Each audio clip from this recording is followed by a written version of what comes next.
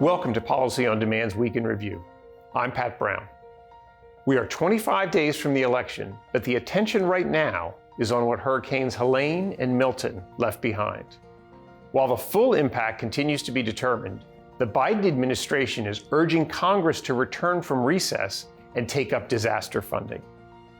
Congress still seems unlikely to return until after the election, but there might be an effort to address funding for the SBA disaster loan program by unanimous consent during a so-called pro forma session.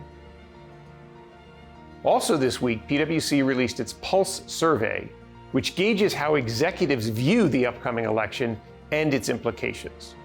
A link to the survey results is in the description of this episode. In terms of the week that was, my key takeaway is that companies are dealing with a combination of complexity and uncertainty. The uncertainty aspect is not hard to understand, of course, when we consider the looming election and the uncertainty surrounding that. Complexity really relates more to developments on the regulatory side.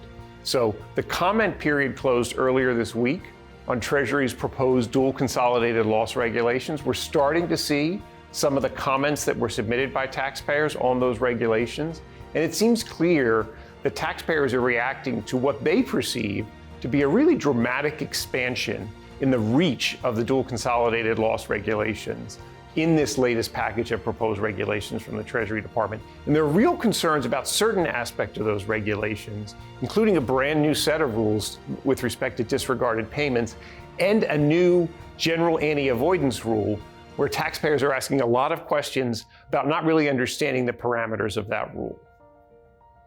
The questions I've been getting the most this week relate to, in this field of uncertainty, in this area of uncertainty, is there anything on which we can have some degree of clarity? I think the answer to that question is not really. Although, if we take a little bit of a step back and ask the question, what are some of the common themes that we're seeing coming out of Washington without regard to political party? There's clearly an emphasis on encouraging companies to do more in the United States. We're seeing that from both presidential campaigns as well as discussions emanating from the Congress. We're also seeing a real concern around themes like supply chain resiliency and a real focus and concern around China.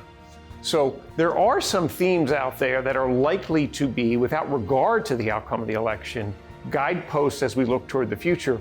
But obviously details are going to be incredibly important here, and we're going to have to wait and see how the election comes out and indeed what happens beyond that. I think as I talk to companies about how they should be focusing their attention looking forward, as one company said to me this week, it feels like everything everywhere all at once. I think if you feel that way, you're in good company. The reality is, I think it's really a question of buckling down, focusing on the things that we do have an ability to influence. Much of that's going to be on the regulatory side. The KMT proposed regulations, obviously recently released. Now the government is accepting comments on those regulations. What are some areas that companies should be focusing on to try and streamline and simplify those regulations? So there's much we can't control. Let's try and focus on the things that we can.